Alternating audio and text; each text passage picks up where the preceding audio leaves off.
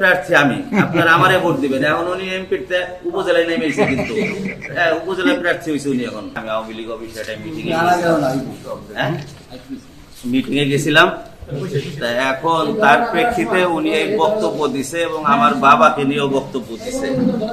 এখন বিষয় হলো, ওনার বাবা ইলিয়াস আহমেদ চৌধুরী একজন সারা বাংলাদেশে একজন সম্মানিত লোক, বীর মুক্তিযোদ্ধা, স্বাধীনতার সংগঠক, তারে সবাই আমরা সম্মান করি। ওনার ভাই লিটন চৌধুরী বারবার নির্বাচিত এমপি, একজন জনপ্রিয় এমপি, আর সেও একজন ভদ্রলোক, তারেও আমরা সবাই সম্মান করি। এই অঞ্চলের লোক সারা দেশের লোকই সম্মান করে।